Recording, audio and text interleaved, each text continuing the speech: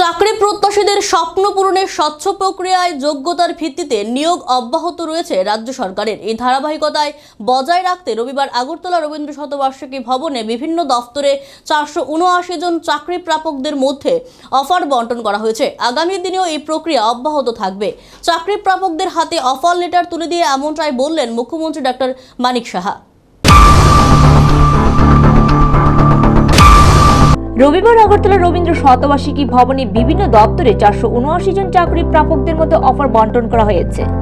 ভাগ্যবান বেকারদের হাতে অফার লেটার তুলে দিয়েছেন মুখ্যমন্ত্রী ডক্টর মানিক সাহা সহ উপস্থিত অন্যান্যরা। এদিনের এই অফার বিলি প্রক্রিয়ায় অংশ নিয়ে মুখ্যমন্ত্রী জানান, জনকল্যাণের মন্ত্রে উজ্জীবিত হয়ে সরকারি কাজ বাস্তবায়ন করতে সরকারের প্রচেষ্টা জারি রয়েছে। রাজ্য বেকারদের কর্মসংস্থানের জন্য সরকার আন্তরিক।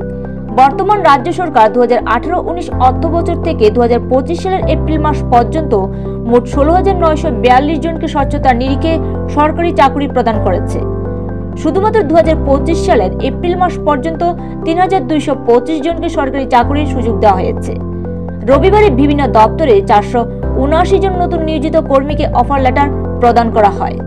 প্রসঙ্গত, এদিন সমাজ কল্যাণ ও সমাজ শিক্ষা দপ্তরে সিডিপিও এবং আইসিডিএস সুপারভাইজার পদে 126 জন, পূর্ত দপ্তরে জুনিয়র ইঞ্জিনিয়ার পদে 197 জন এবং Tripura state cooperative bank limited assistant manager cash cum general clerk এবং মাল্টিটাস্কিং স্টাফ পদে 156 জন, মোট 479 জনকে নিয়োগপত্র প্রদান করা হয়।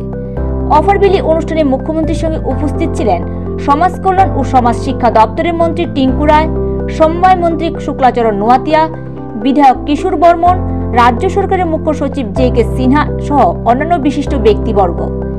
এদিনের এই অফার বিলি প্রসঙ্গে মুখ্যমন্ত্রী বলেন, যাদেরকে অফার দেওয়া হচ্ছে তাদের নিজস্ব যোগ্যতা বলে তারা চাকরি হাসিল করেছেন। আগে দেখা যেত মিছিল মিটিং এ না হাঁটলে বেকারদের চাকরি দেওয়া হতো না। বর্তমান সময়ে ব্যবস্থার আমূল পরিবর্তন হয়েছে। কিন্তু আগে দেখা গেছে বছরের পর বছর আশা দিয়ে দিয়ে বেকারদের বীতশ্রদ্ধ করে দেওয়া হতো। কিন্তু ক্ষমতায় আসার পর বিজেপি সরকার নতুন নিয়োগ পদ্ধতি চালু করেছে। আর এই পদ্ধতিতে স্বচ্ছতার সাথে এখন চাকরি প্রদান করা হয়। প্রধানমন্ত্রী নরেন্দ্র মোদীর নির্দেশে স্বচ্ছতার সাথে চাকরি প্রদানের সরকারের অগ্রাধিকার বলে জানালেন মুখ্যমন্ত্রী। এছাড়াও তিনি আরো বললেন, এখানে প্রয়োজন ভিত্তিক সরকারি বিভিন্ন দপ্তরে আউটসোর্সিং ও চুক্তিভিত্তিক যে নিয়োগ, সেখানে প্রায় 5,771 জনকে নিয়োগ করা হয়েছে। সিকিউরিটি গার্ড ও অন্যান্য পরিষেবার ক্ষেত্রে যদি বলা হয়, সেখানে বিভিন্ন এজেন্সি প্রায় 2,987 জনকে সরকারি ও বেসরকারি বিভিন্ন প্রতিষ্ঠানে নিয়োগ করা হয়েছে। ত্রিপুরা ইন্ডাস্ট্রিয়াল ডেভেলপমেন্ট কর্পোরেশনের মাধ্যমে গত 3 বছরে রাজ্যের ইন্ডাস্ট্রিয়াল যে স্টেটগুলো আছে সেখানে প্রায় 1,670 এমপ্লয়মেন্ট জেনারেশন করা হয়েছে। 2024 অর্থবছরে ন্যাশনাল ক্যারিয়ার সার্ভিস প্রজেক্টের অধীনে যে বেসরকারি ক্ষেত্রে চাকরি যারা প্রত্যাশী ছিল তাদের মধ্যে 305 জনকে নিযুক্তি দেওয়া হয়েছে।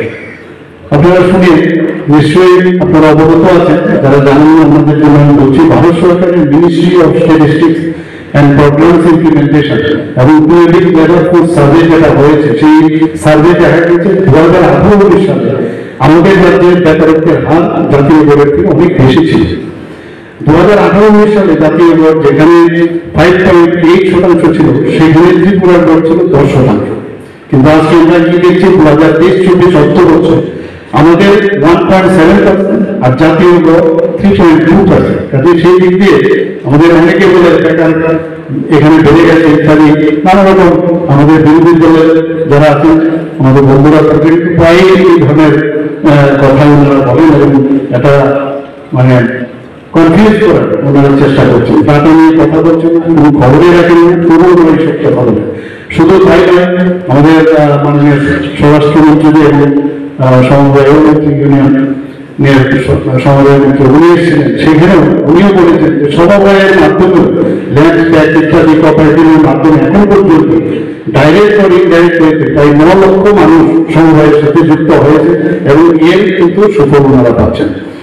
টিআরএলের মাধ্যমে যদি আমরা কথা বলি, আমাদের এটা একটা সামাজিক ইম্পর্টেন্ট এসএসজির মাধ্যমে আমাদের প্রায় 53,683 স্বসহায়ক দল আছে, যার মোট সংখ্যা প্রায় 4,84,000।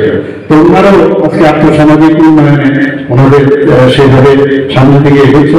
এবং ত্রিপুরা আরবান উন্নয়ন মিশন ফিমেলের মাধ্যমে যারা এসএসজি গ্রুপ আছে, প্রায় 5,941টি এসএসজি গ্রুপ আছে, তাতেও প্রায় 63,743 জন মহিলা একসাথে যুক্ত হয়েছে।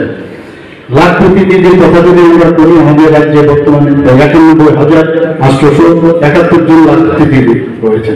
এবং সেখানে প্রতি যে আমাদের স্বসহায়ক দলের মহিলাদের তাদের বার্ষিক যে পারিবারিক আয় ন্যূনতম 1 লক্ষ টাকা তাদের তারা পান, সেইগুলো আমরা মাননীয় প্রধানমন্ত্রীদের যে ইচ্ছা সেই অনুযায়ী আমাদের ত্রিপুরাতেও সেই কাজটা আমরা করতে পেরেছি।